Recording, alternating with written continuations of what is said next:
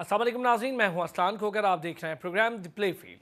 अच्छा, play field में हम हमेशा आपको पता है कि मुख्तलिफ खेलों के हवाले से, उनकी सरगर्मियों के हवाले से, उनके खिलाड़ी, उनके ओहदेदार, इस पर हमेशा से डिस्कशन करते हैं। आजकल पाकिस्तान में पिछले कुछ, आजकल से क्या मुराद मेरी, पिछले 5-6 सालों में पाकिस्तान में बहुत डेवलपमेंट हुई। डेजर्ट कार रैली के हवाले से, डेजर्ट कार जीप के हवाले से बहुत बहुत डेवलपमेंट हुई।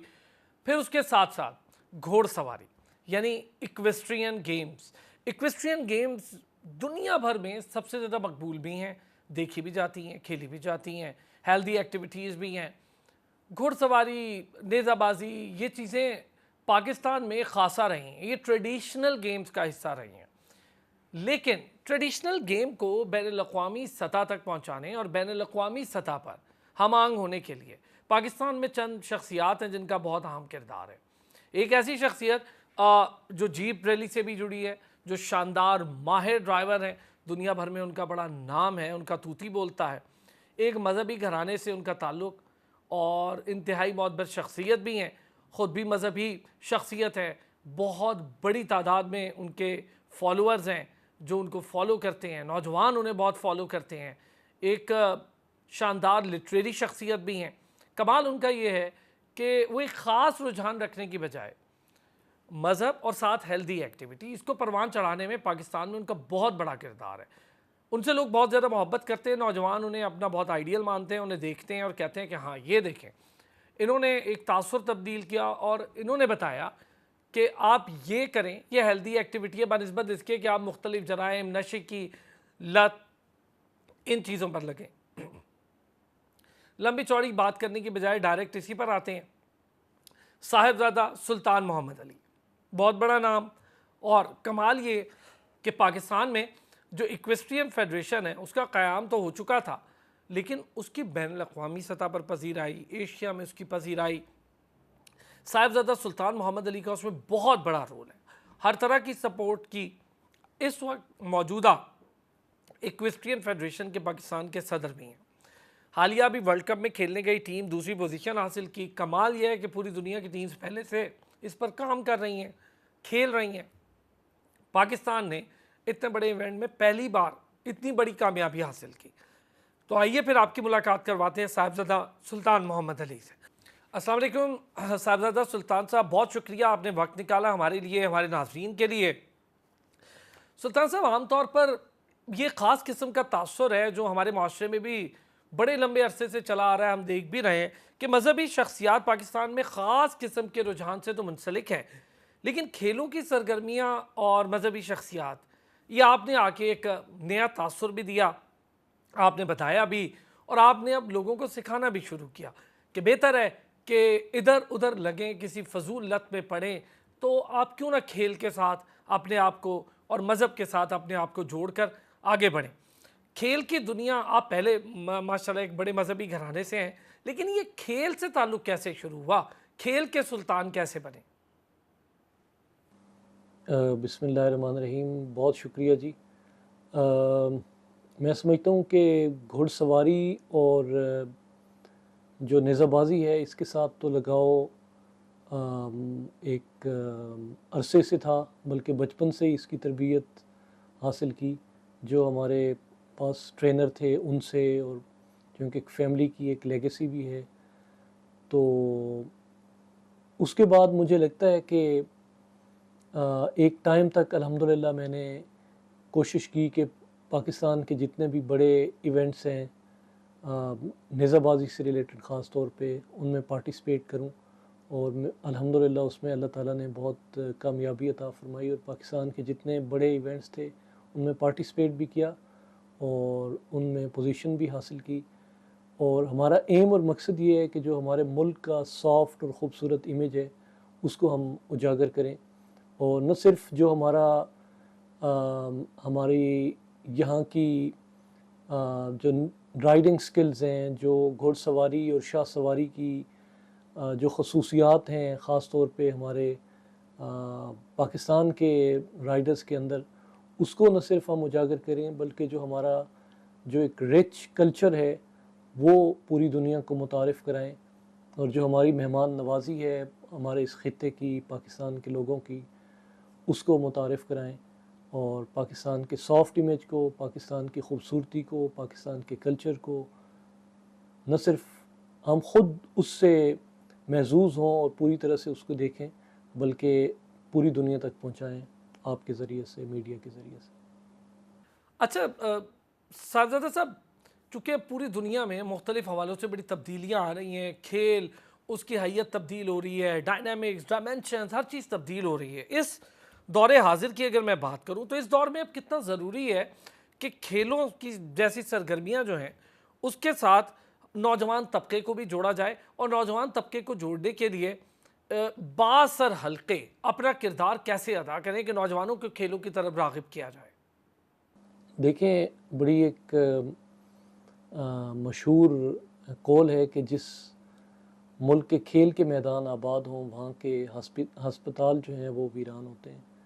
तो ये बहुत ज़रूरी है कि हम जो अच्छी सेहत अफ़ज़ा खेल की सरगर्मियाँ हैं, न सिर्फ हम उनको अपनाएं बल्कि उनकी हौसला अफजाई करें, बजाय इसके कि हमारे जो नौजवान नस्ल है वो अपनी मर्ज़ी से किसी ऐसी चीज़ को अपनाए जो हमारे माशरे की रिवायात और यहाँ के तौर तरीक़ों से मुताबिकत ना रखती हो, बल्कि हमें उन्हें इनकरेज करना चाहिए ऐसी चीज़ों के लिए जिससे वो न सिर्फ अपने लिए एक ख़ूबसूरत सरगर्मी का इंतखाब कर सकते हैं, बल्कि वो अपने मुल्क का चमकता हुआ रोशन सितारा बन सकते हैं।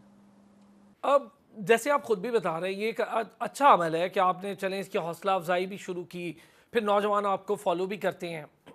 बड़ा ख़तरनाक खेल है डेजर्ट कार रैली या जीप रैली जिसका मैं जिक्र कर रहा था, और ये ऐसा खेल है जिसमें बहुत महारत की ज़रूरत होती है, एजुकेशन की ज़रूरत होती है, और एक पूरा साइंस है ये खेल।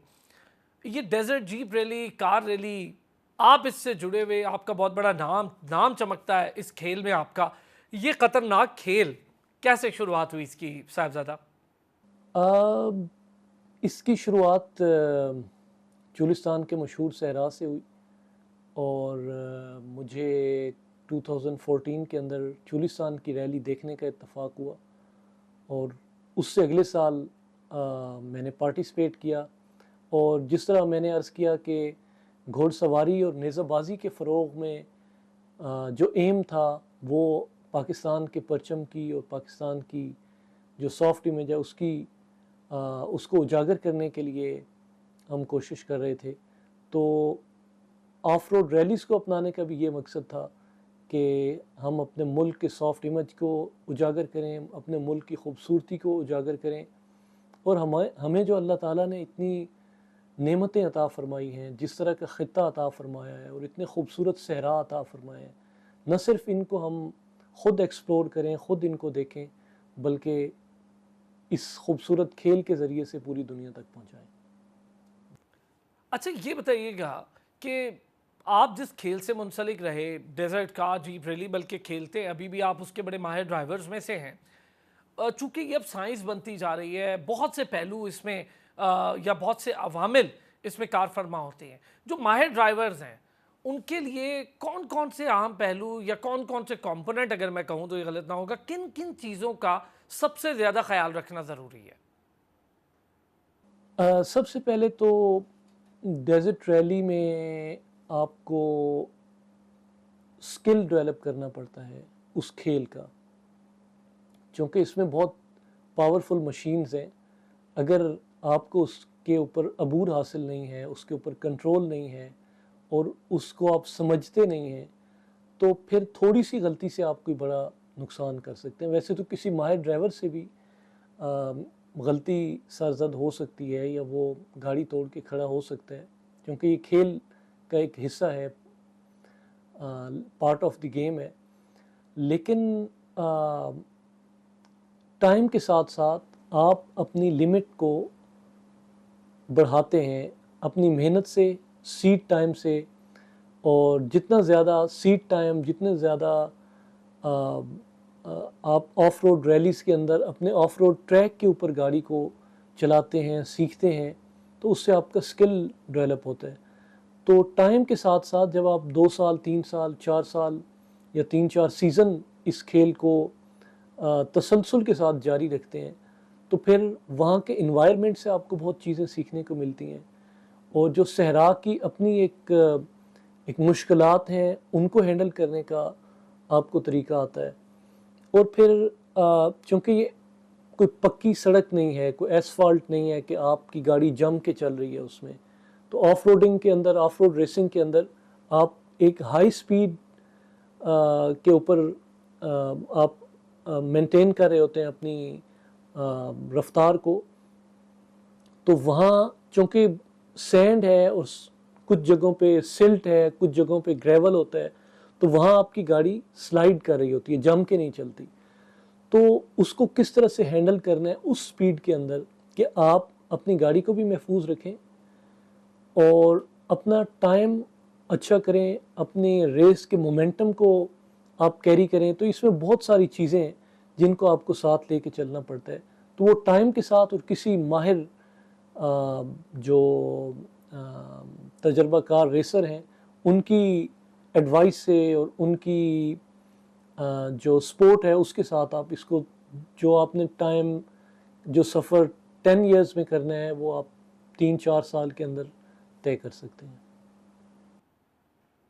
अच्छा, जैसा आप खुद भी इसके बारे में काफ़ी अहम मालूमात हमें दे रहे हैं, ये बताइएगा क्या एस्पेक्ट्स होने चाहिए जीप के, जीप होनी कैसी चाहिए, किन किन चीज़ों का गाड़ी के हवाले से भी ख्याल रखा जाता है। फिर को ड्राइवर, बड़ा अहम रोल होता है को ड्राइवर का, नेविगेटर वही होता है, वो चीज़ों को नेविगेट करता है, देखता है कि कहाँ से रास्ता, कैसे रास्ता, और सहरा के अंदर रास्ता ढूंढना ये तो वैसे ही बड़ा मुश्किल या टिपिकल सा काम है। तो को ड्राइवर का क्या किरदार होना चाहिए, जीप कैसी होनी चाहिए? गाड़ी तो जी इसमें कोई कैद नहीं है कि आप कौन सी गाड़ी लेके आएँ। कोई भी ऑफ रोड जो गाड़ी कर सकती है, जो सहरा के अंदर गाड़ी चल सकती है, उस गाड़ी को आप ले आके पार्टिसिपेट कर सकते हैं। फिर उसमें इंजन के हिसाब से मुख्तलिफ़ कैटेगरीज़ हैं। तो अगर आपके पास 1800 सीसी या इससे कम जो सीसी की गाड़ी है, तो आप उसके साथ भी पार्टिसिपेट कर सकते हैं डी कैटेगरी के अंदर। और अगर आपके पास कोई बड़ी मशीन है V8 इंजन के साथ है, तो उसको आप ए क्लास के अंदर पार्टिसिपेट कर सकते हैं। और नए आने वालों के लिए तो एक और सहूलत है कि जो प्रोडक्शन क्लास है, जिसमें बहुत थोड़ी सी जो मॉडिफिकेशंस, तो आप उसको फिर भी नहीं कह सकते क्योंकि हम उसको प्रोडक्शन क्लास इसीलिए कहते हैं कि जितने आपकी गाड़ी के शॉक का ओरिजिनल साइज़ है, उन्हीं माउंट्स के ऊपर आप कोई भी ऑफ रोडिंग शॉक डाल सकते हैं। लेकिन उसमें भी कुछ चीज़ें छोटी छोटी होती हैं कि उसमें रेज़र वायर ना हो या कुछ ऐसी एक्स्ट्रा सपोर्ट ना हो जो आपकी गाड़ी को ज़्यादा उसकी कैपेबिलिटी को बढ़ा दे कि वो जो बाकी प्रोडक्शन क्लास की गाड़ियाँ उनसे ज़्यादा बेहतर ना हो, ताकि जितनी भी गाड़ियाँ चल रही हैं वो सब बराबर हों और एक साथ उनको एक तरह के लेवल प्लेइंग फील्ड मिले और वो परफॉर्म करें। अच्छा साहिबजादा सुल्तान साहब, जैसे मैंने अभी थोड़ी देर पहले भी यही जिक्र किया और आपने भी इसका खैर जिक्र कर लिया, ये खेल अब एक साइंस है, गैजेट्स का इस्तेमाल होता है, गाड़ी के साथ साथ और चीज़ें भी हैं, नेविगेटर का यूज़ होता है और बहुत अहम होता है नेविगेटर का यूज़। अगर हम पाकिस्तान की बात करें, दुनिया भर में तो इसके हवाले से मुख्तलिफ वर्कशॉप्स या ट्रेनिंग्स हम देखते हैं कि होती हैं, चाहे वो फार्मूला हो, फार्मूला 1 की रेस हो या डेजर्ट कार जीप रेस हो। पाकिस्तान में क्या इसकी कोई ख़ास ट्रेनिंग वगैरह दी जाती है? जी, को ड्राइवर का जैसे आपने पहले भी पूछा, तो मेरे ख्याल से को ड्राइवर का तो बहुत इसमें किरदार है, ख़ास तौर पे ऑफ रोड के अंदर जहाँ पे आपको ड्यून्स में टर्न्स सम टाइम नज़र भी नहीं आ रहे होते, और जो जंप्स हैं या जो इस तरह की ड्यून से क्रॉसिंग है जहाँ पे आपकी गाड़ी फ़्लाइट ले सकती है, तो वो आपको पहले नोट करना पड़ता है। तो उसमें को ड्राइवर का काफ़ी अहम किरदार है। जहाँ तक इनकी ट्रेनिंग की बात है, तो पाकिस्तान में कोई मखसूस उनकी ट्रेनिंग की क्लासेस तो नहीं है, लेकिन जैसे आप रेसिंग इन्वायरमेंट के अंदर आते हैं तो आप सीनियर से, कोई भी हमसे सीखना चाहता है, पूछना चाहता है, तो जितने भी सीनियर्स हैं वो बड़े खुले दिल के साथ न सिर्फ गाइड करते हैं, सपोर्ट करते हैं, बल्कि अगर जिस तरह की भी रहनुमाई की ज़रूरत हो वो हमें उनसे मैसर आ जाती है। अच्छा, ये हमने उमूमी तौर पर देखा है, जो माहिर ड्राइवर्स होते हैं या बड़ा नाम है, उनके साथ जो जूनियर ड्राइवर्स भी जुड़े होते हैं, कभी को ड्राइवर की सूरत में, या फिर हम मुख्तलिफ डेजर्ट रैलीज़ में देखते हैं कि जूनियर ड्राइवर्स हिस्सा लेते हैं। तो जो नौजवान या जूनियर ड्राइवर्स हैं, आप उनकी हौसला अफजाई कैसे करते हैं? देखिए, ये किसी भी एक हाथ में कभी भी कोई भी चीज़ किसी एक हाथ में नहीं रहती। टाइम के साथ उसको एक नई नस्ल को आपको ट्रांसफ़र करना पड़ता है। तो इसी तरह रैलीज़ के मुस्तकबिल को हम इसलिए ज़्यादा रोशन कहते हैं कि इसमें नए आने वालों की तादाद बहुत ज़्यादा है। उसमें जो नए रेसर्स आ रहे हैं वो बहुत ज़्यादा एफ़र्ट और बहुत ज़्यादा कोशिश इसके अंदर डाल रहे हैं। तो हम इसके रोशन मुस्तकबिल से बड़े पुरुमीद हैं और उनकी बड़ी हौसला अफजाई करते हैं और इवेंचुअली आपको उन्हीं के हाथ में देने हैं अगर इस खेल को हमने और ज़्यादा बढ़ाना है। और हम जो सोच रखते हैं, जो एम रखते हैं और जो गोल है पाकिस्तान मोटर स्पोर्ट के जितने भी सीनियर हमारे फेलो रेसर्स हैं उनका, कि पाकिस्तान की नुमाइंदगी दुनिया के बड़े ऑफ रोड रेसिंग स्टेजेस के ऊपर हो और बड़े रैली के स्टेजेस के ऊपर हो और बड़े रेसिंग स्टेजेस के ऊपर हो, तो वो तभी मुमकिन है कि जब नई आने वाली नस्ल जो है वो इस तरह की सेहत अफ़ज़ा सरगर्मी की तरफ मुतवज्जे हो, एफ़र्ट डाले। और एम हम सब का यही होना चाहिए कि हम अपने मुल्क के झंडे को लेके चलें। अच्छा, जिसका मैंने ज़िक्र किया था बिल्कुल शुरुआत में, आपका वो ओहदा जो बिल्कुल ड्राइविंग से हटकर है या इस महारत से हटकर है, वो है घोड़सवारी, इक्वेस्ट्रियन। पाकिस्तान में इसका क़याम तो हुआ, लेकिन मैं बड़ा खुशी भी होता हूँ इस बात पे और देखता हूँ कि आप अपनी खेल से हट के दीगर खेलों, बल्कि ये भी आपकी खेल है, दीगर खेलों में भी आप बड़ा अहम किरदार अदा कर रहे हैं, आप सरपरस्ती कर रहे हैं इक्वेस्ट्रियन फेडरेशन पाकिस्तान की। तो ये जो इक्वेस्ट्रियन फेडरेशन पाकिस्तान है, इसके सदर बनने के पीछे क्या महरिकात हैं? और फिर ये भी हमें बताइएगा कि पाकिस्तान में इस खेल को परवान चढ़ाना ये बड़ी अहम बात है, ज़रा इस पर भी हमें बताइएगा। आज भी अगर आप घुड़सवारी की जैसे आपने बात की, तो आप गाड़ी के इंजन की भी पावर को अगर आपने मापना होता है तो वो हॉर्स पावर से ही मापते हैं। तो मेरा ख़्याल है कि घोड़ा जो है वो एक न सिर्फ ज़बरदस्त आपका साथी है, बल्कि एक टाइम में तो घोड़े के अलावा जंगों का या सफ़र का जो तसव्वुर है वो भी मुहाल होता था। अगर आपने फ़ास्ट ट्रैवल करना है, किसी भी जंग में हिस्सा लेना है, तो इस तरह की जितनी भी सरगर्मियाँ थीं उसमें घोड़े को एक नुमायाँ मकाम रहा है। और हदीस मुबारक के अंदर जिस तरह से इसको आका अलैहिस्सलाम ने पसंद फरमाया है, और जैसे कि हदीस मुबारक में है कि घोड़े की पेशानी में क़यामत तक के लिए बरकत रख दी गई है। तो अल्लाह ताला जिससे राज़ी होते हैं तो उसको घोड़ा अता फरमाते हैं, तो जिस पे और राज़ी होते हैं तो एक घोड़ा और अता फरमाते हैं। और फिर जितना वो राज़ी होते हैं उतनी इस नेमत की फरावानी को अता फरमाते हैं। तो मैं समझता हूँ कि अभी तो ये खेल न सिर्फ नेज़ाबाजी बल्कि बाकी भी जितने इक्वेस्ट्रियन स्पोर्ट्स हैं वो तो आलमी सतह पे उनको बहुत ज़्यादा पजीराई है और पूरी दुनिया में लोग उसको देखते हैं और फॉलो करते हैं। तो इंशाल्लाह हमारे कुछ प्लान्स हैं घोड़सवारी की, जो नेज़ाबाजी के साथ साथ बाकी जो डिसिप्लिन्स हैं उनको लेके। तो अल्लाह ने चाहा तो पाकिस्तान को बहुत सारी कामयाबियाँ मिलेंगी। अच्छा साहबजादा सुल्तान साहब, घोड़सवारी में हालिया हमने देखा कि पाकिस्तान ने सबसे बड़े मुकाबले बैनुल-अक़वामी सतह पर दूसरी पोजीशन हासिल की। मेरा ख़्याल है हमने एक तारीख़ रकम की, बहुत बड़ी बात है हमारे लिए भी, इस खेल के लिए भी, चूँकि नया नया, हालांकि ये ठीक है बहुत लंबे अरसे से ट्रेडिशनल खेलों का हिस्सा था, अब एक बाकायदा खेल की सूरत में परवान चढ़ रहा है। कैसे देखते हैं बतौर सदर इक्वेस्ट्रियन फेडरेशन ये कितना बड़ा अहम संग मील था जो एक हमने अबूर किया, और कैसे हम इसमें आगे बढ़ सकते हैं? मैं समझता हूँ कि हमारी बड़ी इसमें खुशकिस्मती है कि हमें हमारी जो एफ़र्ट थी, हमारी जो कोशिश थी, उसको अल्लाह ताला ने कबूल फरमाया और पाकिस्तान ने नेज़ाबाजी के मैदानों के अंदर ब्रॉन्ज़ मेडल, सिल्वर मेडल और गोल्ड मेडल भी लिया। और पाकिस्तान ने ओवरऑल पूरी टीम ने सिल्वर मेडल लिया और वर्ल्ड कप के अंदर 570 स्कोर करके दुनिया में दूसरी पोजीशन हासिल की। तो ये काबिल इस्ताइश है और मैं खिराज तहसीन पेश करना चाहता हूँ अपनी न सिर्फ जो हमारी पाकिस्तान की नेशनल टीम है उसको, बल्कि उसके कोच को और हमारा जितना स्पोर्टिंग स्टाफ है और हमारी फेडरेशन में जितने भी जिसने भी अपनी सतह पे इस खेल के फ़रोग़ के लिए और उन प्लेयर्स की हौसला अफजाई के लिए किरदार अदा किया है, सब मुबारकबाद के और खिराज तहसीन के मुस्तहिक हैं।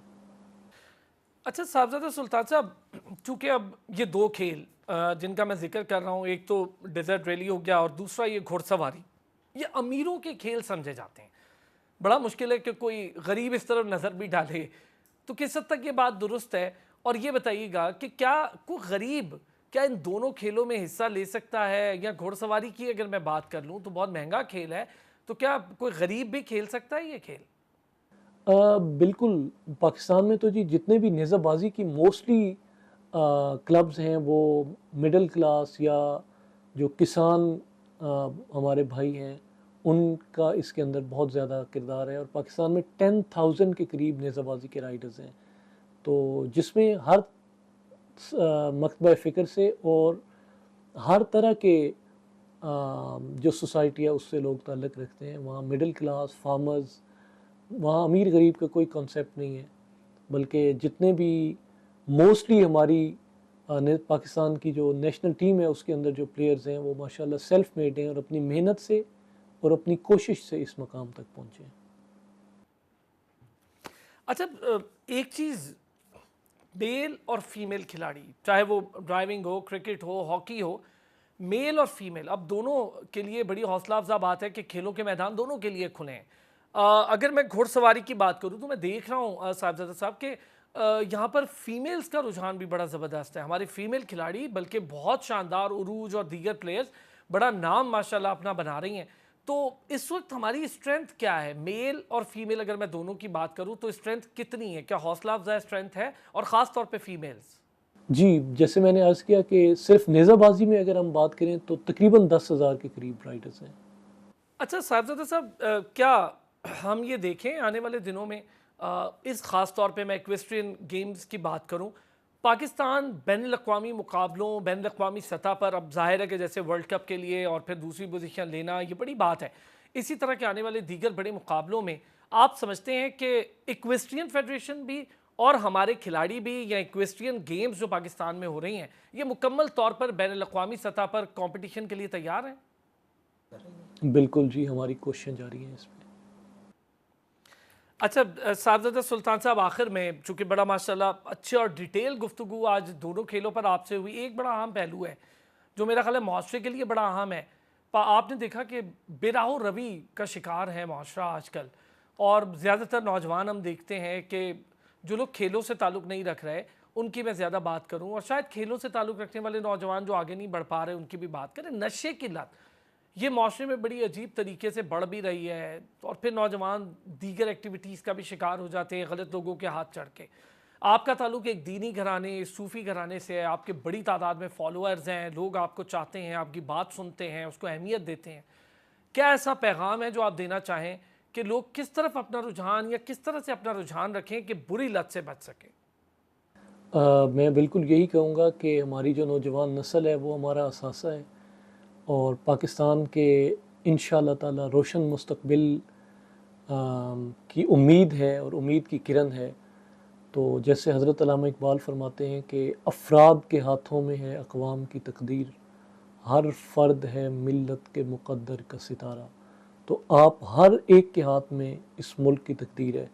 इस मुल्क से मोहब्बत करें, पाकिस्तान की कदर करें, और पाकिस्तान की तरक्की में आप अपनी कैपेसिटी के अंदर जो भी कर सकते हैं आपको आज से उसकी इब्तिदा करनी चाहिए। किसी की उम्मीद में ना बैठें कि कोई आके आपको हेल्प करेगा या कोई आके आपको रहनुमाई देगा, बल्कि आप अपनी तरफ देखें कि आप इस मुल्क के लिए क्या कर सकते हैं, और वो आपको आज से शुरू करना चाहिए।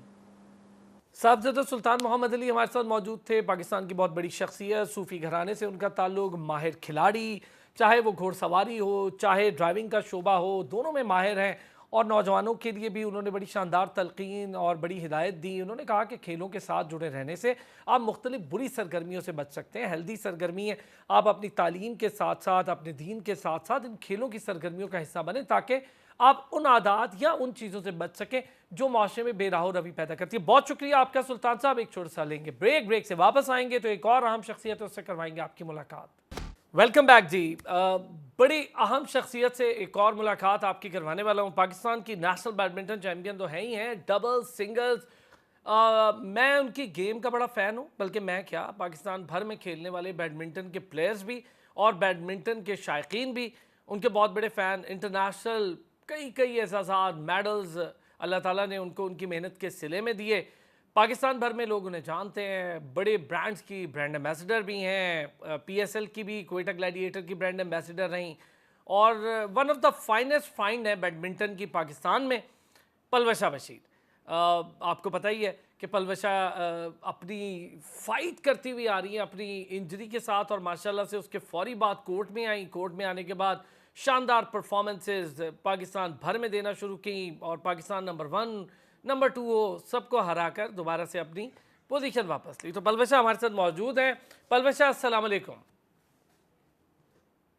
ठीक है, thank you so much for having me on the show. Thank you Palwasha. अच्छा, मुझे पता है कि आप अपनी प्रैक्टिस से टाइम निकालती हैं, और बड़ी अच्छी चीज़ होती है कि सुनने वालों के लिए बड़ा इंपॉर्टेंट है पलवशा, क्योंकि जितने बैडमिंटन प्लेयर्स हैं, आप हो गई, मुराद हो गए, या माहूर हो गई, कुछ 3-4 नाम मैं लूँ, गज़ल हो गई, तो ये 3-4 नाम होंगे जिनको लोगों के ये है कि सुनना भी चाहते हैं। आप लोग इंटरनेशनल लेवल पे माशाल्लाह अपना सिक्का बनवा चुके हैं। पलवशा, एक तो कैसे जा रहा है आजकल, क्या हो रहा है, कौन कौन से इवेंट्स नियरली आपके पास हैं, और फिर पाकिस्तान भर में जितने इवेंट्स हैं, मैं देख रहा हूँ बहावलपुर वाला हो, बाकी हो, तो कैसा जा रहा है इस वक्त आपकी बैडमिंटन, कैसी जा रही है?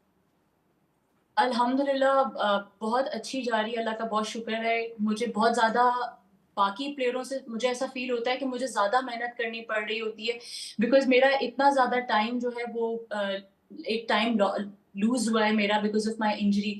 तो कमबैक जब करा तो फिर उसके बाद मुझे मेरी हता यही कोशिश थी कि मैं इस चीज़ को मेंटेन कर सकूँ। तो उस चीज़ के लिए मैंने बहुत ज़्यादा अल्हम्दुलिल्लाह मेहनत की अपने कोच के साथ, अपने डॉक्टर्स की टीम के साथ। तो वो ये था कि सो फार सो गुड अल्हम्दुलिल्लाह, एंड मेरी यही कोशिश है कि मैं अब आने वाले जितने भी डोमेस्टिक टूर्नामेंट्स हैं मैं उसमें अच्छी परफॉर्मेंस दूँ, विन करूँ। और जहाँ तक इंटरनेशनल टूर्नामेंट्स का सवाल है, तो आप जानते हैं कि बैडमिंटन एक बहुत एक्सपेंसिव गेम है। मैं स्पॉन्सरशिप की भी अपील करना चाहूँगी कि because without sponsorship I don't think कि कोई भी प्लेयर जो है वो 3 या 4 लाख रुपए का एक टूर्नामेंट होता है, जिसमें आपकी टिकटिंग कॉस्ट होती है, आपका रहना, आपकी आपकी एंट्री फीस होती है टूर्नामेंट की, तो वो सब कुछ मैनेज करना इस वक्त पलवशा, बहुत ज्यादा इसी मुश्किल है। इसी बात पर ना मैं जी ज़रा अपने सुनने वालों के लिए भी, और जी पाकिस्तान स्पोर्ट्स बोर्ड, शाहिद इस्लाम साहब आजकल डिप्टी डीजी हैं और उसको आईपीसी मिनिस्ट्री देख रही है, राना सनाउल्लाह साहब ने आईपीसी मिनिस्ट्री का चार्ज लिया, इससे पहले हसन इकबाल साहब थे। आप सबसे अपील है जी,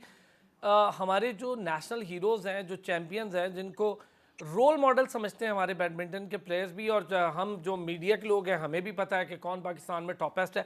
पलवशा जैसी शानदार प्लेयर हमारे पास मौजूद है, और मैं समझता हूँ कि यही एरा है, 2-3 साल हैं कि हम पलवशा को फुली सपोर्ट करें और हम इंटरनेशनल इवेंट्स में भेजें। मुराद, पलवशा, माहूर, गजाला, ये सब एक साथ हों तो हमारे लिए मेडल आना कोई मुश्किल नहीं होगा। अच्छा पलवशा, 2 चीज़ें आपने कहा कि इंजरी से आप वापस आई, आपको मेहनत की, इससे ज़्यादा बड़ी बात पता क्या है, आपका एक नाम है, उस नाम को मेंटेन करने के लिए भी बड़ी डबल मेहनत करनी पड़ती है।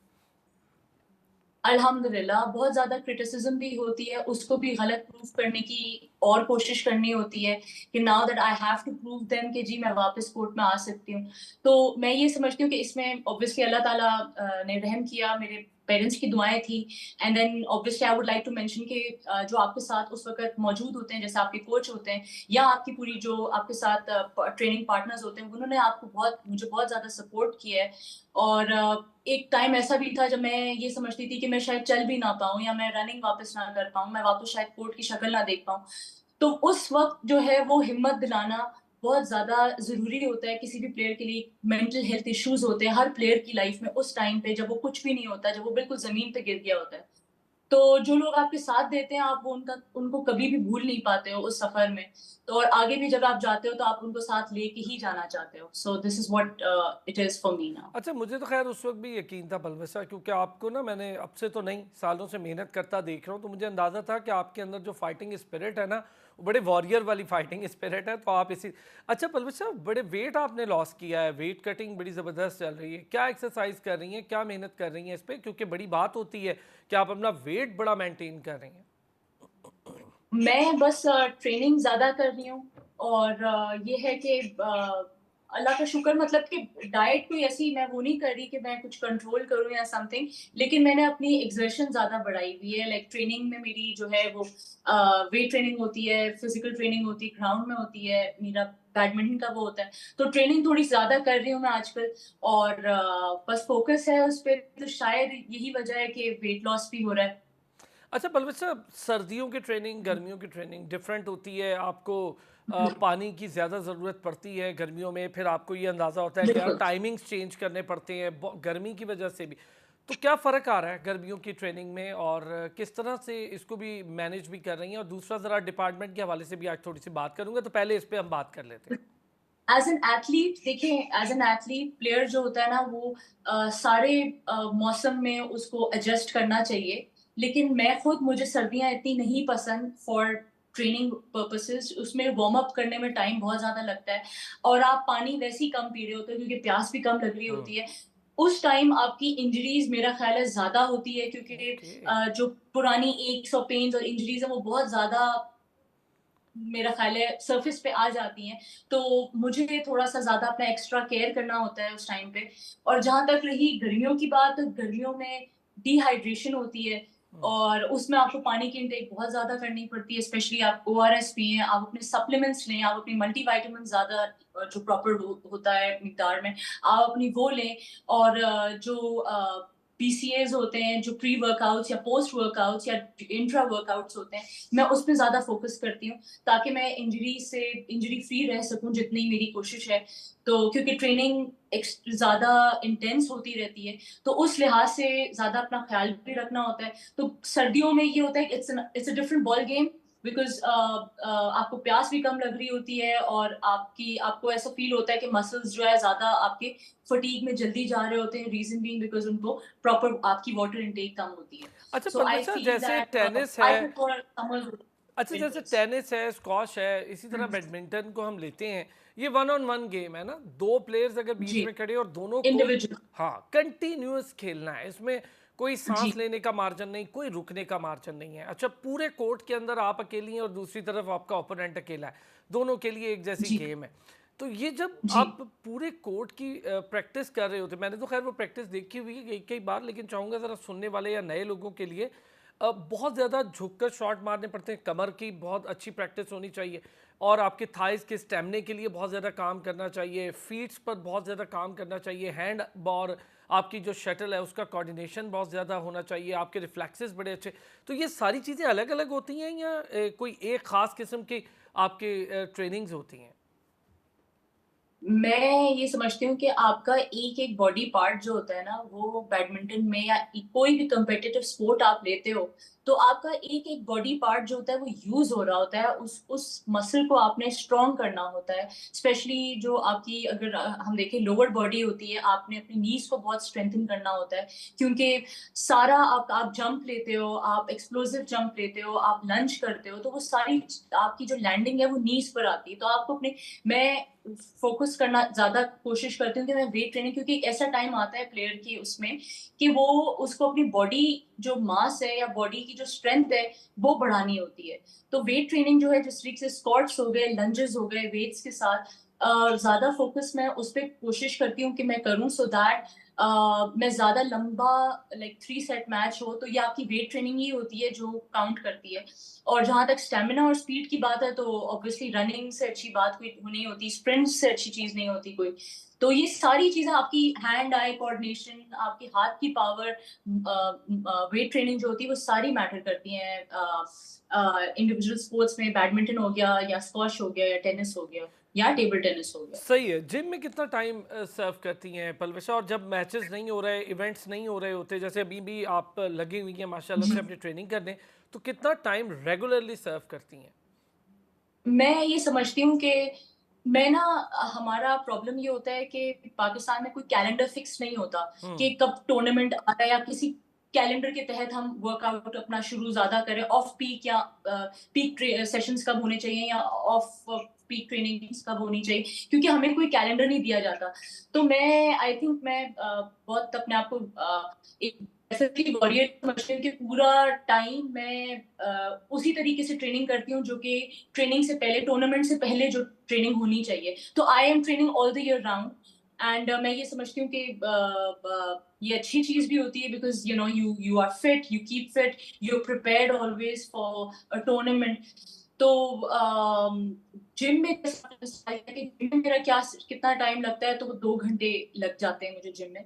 और रनिंग में भी जो है वो 1.5 घंटा लग जाता है, but it actually depends on the training sessions या ट्रेनिंग प्रोग्राम जो कोच ने डिवाइस किया हुआ होता और रेगुलरली होता है पलविशा? 7 डेज होते हैं, 6 डेज अ वीक होता है, है। एक नहीं, दिन तो रेस्ट नहीं, होता ही होगा? संडेज ऑफ होती है और बीच में जो है वो सैटरडे जो है वो या तो मैं सैटरडे को हाफ सेशन कर लेती हूँ या मैं वेंसडे को हाफ सेशन करती हूँ। वो ओके। डिपेंड करता है बॉडी फटीक लेवल पे, क्योंकि इस वक्त गर्मियाँ बहुत ज्यादा है, बहुत ज्यादा गर्मी है लाहौर में। तो इट रियली एक्चुअली डिपेंड्स के बॉडी के ऊपर कि मैं वेंसडे की शाम इवनिंग ऑफ करूँ या सैटरडे की इवनिंग ऑफ करूँ। एक छोटा सा ब्रेक लूंगा। पलविशा बशीर हमारे साथ मौजूद है, हमारी नेशनल बैडमिंटन चैंपियन। एक छोटे से ब्रेक के बाद जरा दीगर चीजें बैडमिंटन से जुड़ी उस पर करेंगे बात। वेलकम बैक जी। अच्छा पलविशा, अब जरा आते हैं कोचिंग स्टैंडर्ड्स पर। कोचिंग स्टैंडर्ड्स पाकिस्तान में कैसे हैं? आपके साथ तो कोचेस बड़ा, आप हमेशा माशाल्लाह, ये बहुत अच्छी चीज़ है कि आप बहुत प्रेज करती हैं अपने कोचेस को, लेकिन आप इंटरनेशनल बहुत माशाल्लाह टूर्स किए, खेला, दुनिया भर में आपने खेली बैडमिंटन, अब भी खेल रही हैं। क्या फ़र्क महसूस करती हैं दुनिया भर में कोचिंग स्टैंडर्ड्स का और पाकिस्तान में? मैं ये समझती हूँ कि अगर आप एक जो प्लेयर होता है ना, अगर वो अपने आप को किसी कोच के ऊपर सौंपता है, तो वो उस पर 100% भरोसा करता है विद द ट्रेनिंग। और वो ये कहता है कि भाई ये जो कोच है वो मेरे साथ 100% लॉयल्टी के साथ मुझे ट्रेनिंग करवाए। सो डेफिनेटली अगर आप वो इज्जत देते हो कोच को, तो कोच भी इन टर्न आपकी तरफ माइल होता है, आपको वही उसी इंटेंसिटी या उसी डिवोशन के साथ ट्रेनिंग कराता है। अब as far as comparison is concerned between our coaches, the domestic coaches and the international coaches, definitely internationally अगर हम देखें तो एक डिफरेंट बॉल गेम हो गई है एज कम्पेयर टू पाकिस्तान। हमारे कोचेस को वो इल्म नहीं है, हालांकि हमारे coaches they are no less, उनको सारी नॉलेज है।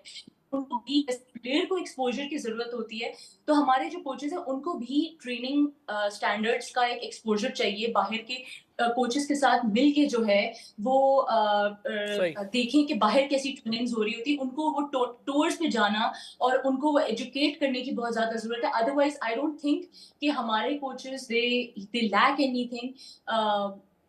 बहुत अच्छे प्लेयर्स उन्होंने प्रोड्यूस भी किए हैं और हम लगे हुए भी हैं, लेकिन मैं ये समझती हूँ कि थोड़ा सा अगर इंफॉर्मेशन जो है वो एक्सचेंज हो जाए और उनको वो एक्सपोजर मिले, तो हम भी, हमारे कोचेस भी बहुत अच्छी लेवल पे ट्रेनिंग करवा सकते पर वैसा हर कोई पूछता है कि हमारे यहाँ मेडल क्यों नहीं आता? हमारे यहाँ जब भी हम कॉमनवेल्थ गेम्स में जाते हैं, जब भी हम ओलंपिक्स में जाते हैं, हमारे यहाँ मेडल नहीं आता। क्या वजह, आपके नज़दीक क्या वजह है? हैं। मैं यही, अभी मैंने जैसा आपसे अर्ज किया कि जी कोचेस को एक्सपोजर की जरूरत है, तो प्लेयर को भी एक्सपोजर की जरूरत है। मुझे बताएं कि अगर एक प्लेयर साल में एक टूर्नामेंट खेलेगा तो वो क्या, कैसे परफॉर्म करेगा? उसको जितने टूर्नामेंट्स मिलते रहेंगे, चाहे वो जूनियर्स हो चाहे वो सीनियर्स हो, हमें टूर्नामेंट्स की ज्यादा जरूरत है, ताकि हम लोग जो है वो बाहर प्लेयर्स के साथ उनके हाथ, उनके जो स्ट्रोक्स हैं, उनकी जो स्पीड है, उनको मैच कर सकें। तो मैं सही ये समझती हूँ कि हमें 11 से 12 टूर्नामेंट्स अगर हम साल के खेलेंगे तो हमारी इंटरनेशनल रैंकिंग आ सकती है। जैसे कि मेरी भी इंटरनेशनल रैंकिंग 180 तक गई थी सिंगल्स में, but due to lack of sponsorship I could not continue with that. Federation जो है वो इस वक्त जो है हमें इतना टूर्नामेंट्स के लिए बाहर नहीं भेज रही है। और मैं ये समझती हूँ कि हमारे पास ट्रेनिंग एकेडमीज बहुत कम है, इंफ्रास्ट्रक्चर बहुत कम है, अगर एज कम्पेयर टू बाहर मुल्क अगर हम देखते हैं तो इंफ्रास्ट्रक्चर की बहुत ज्यादा कमी है, ट्रेनिंग एकेडमीज की। बैडमिंटन एक इतनी एक्सपेंसिव गेम होगी कि एक शटल कॉक का जो डब्बा है वो 45 या 4600 का है, जो कि इतना लंबा लास्ट भी नहीं करता। मेरा ख्याल है एक हफ्ते में वो शटल्स खत्म हो जाती हैं।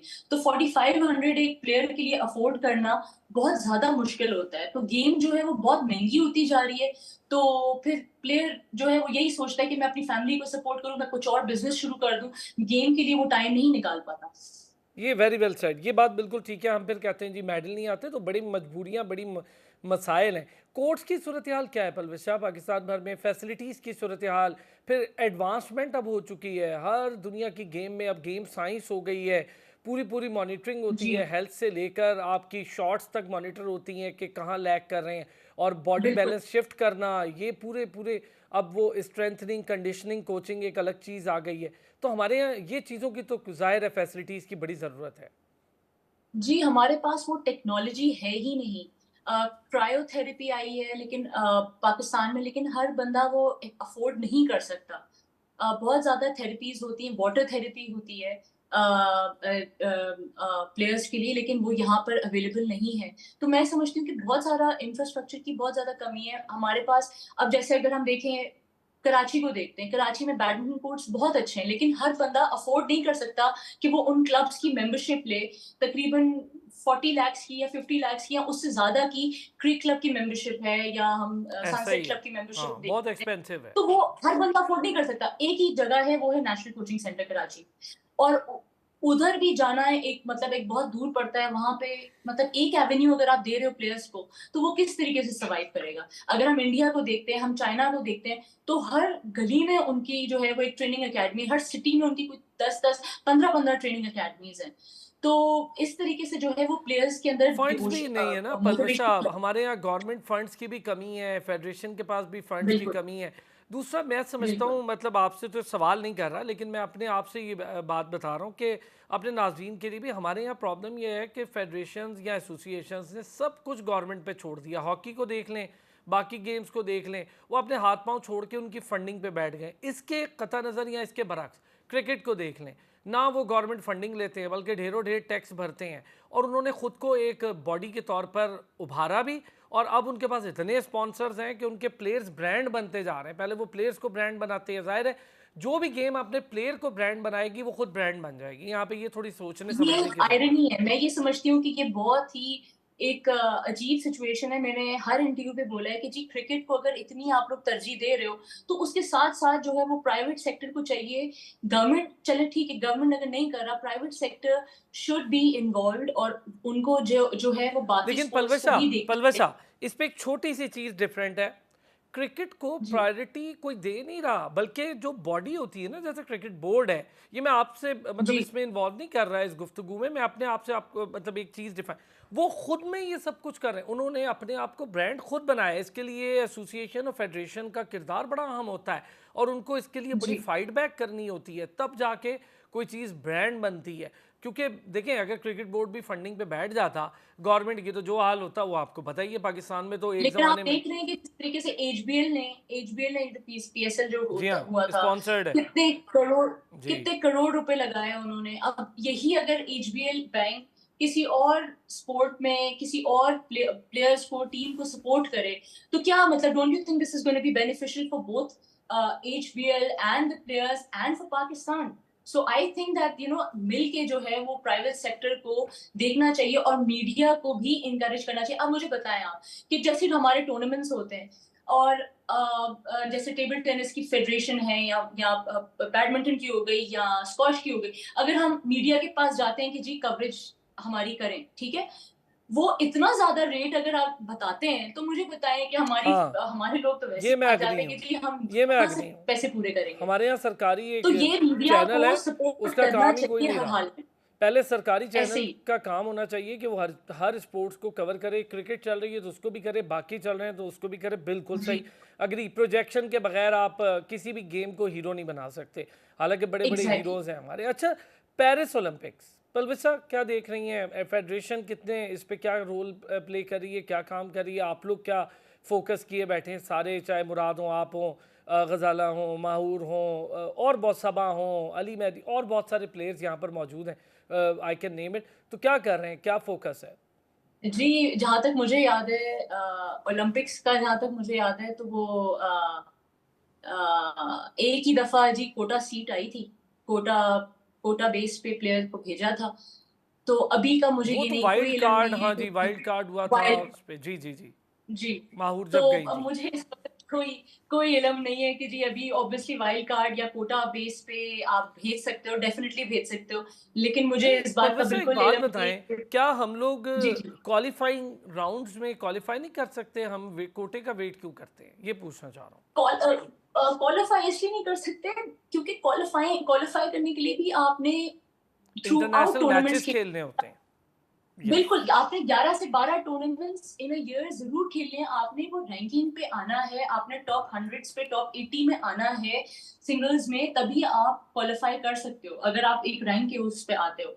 तो मुझे बताएं 12 से 13 टूर्नामेंट्स कैसे अफोर्ड होंगे, कैसे प्लेयर कैसे अफोर्ड करेगा अपने ओन पे without any sponsorship without any help, कैसे हो सकता है। जो हमारी इस वक्त डिपार्टमेंट से सैलरी आती है वो हम गेम पे लगाएं या वो हम अपने टूर्नामेंट्स पे लगाएं, सेव करें। अगर हम वो सेव करते हैं पूरा पैसा तो वो फिर हम बैडमिंटन कैसे खेलेंगे, हम शटल्स कैसे afford. So this is what it is, and it's the harsh reality that we need funding, we need sponsorships. So उसके बगैर I don't think we can do anything. लेकिन ये जो तो हम सिर्फ कोटा बेस पे ही वेट कर सकते हैं कि जी हमारी फेडरेशन हमें किसी प्लेयर को जो है वो सपोर्ट करे। और मैं ये समझती हूँ कि जितना सीनियर प्लेयर जैसे मुराद हो गए या जितना मैंने दिया है फेडरेशन को पाकिस्तान को, तो federation should probably consider it one day और द अदर। चाहे वो मुराद हो, चाहे वो मैं हूँ, चाहे वो कोई और सीनियर हो जिसने बहुत सारे लॉरल्स विन किए हैं पाकिस्तान के लिए। सो इतना एजाज हासिल किया है अल्हम्दुलिल्लाह। तो बाकी ये इट्स बात तो अप टू ठीक है, हम फेडरेशन सारे इसका व्हाटएवर। सवाल उठा रहे हैं, कर भी रहे हैं, और उम्मीद है आज के शो के बाद मैं जो सवालात उठा रहा हूँ शायद पीएसबी देखे भी, को फंडिंग के लिए कुछ करे। प्लेयर्स अपने पैसों से तो फंडिंग कर नहीं सकता, और करे भी क्यों, उसे बिकॉज पाकिस्तान मैंने के जब लिए भी मेरी खेल रहे हैं। मुराद से बात हुई है, जब भी मेरी मुराद से बात हुई, मुराद ने हमेशा मुझे यही कहा है कि जी मैं ट्रेनिंग कर रहा हूँ, मैं ट्रेनिंग से आ रहा हूँ, या मेरा भी यही होता है मैं ट्रेनिंग कर रही हूँ, मैं ट्रेनिंग से आ रही हूँ, फिर एक कंपैरिजन होता है। Obviously he is one of my idols and ideals. I really follow him as far as his physical fitness या गेम स्टाइल इज अच्छा वैसे कंसर्न्ड। वो भी यही तो मैं कहते हैं, हमेशा वो भी यही पूछती हूँ। कहते हैं पलवशा, बिल्कुल। अभी रिसेंट इंटरव्यू हुआ वो भी यही कहते हैं।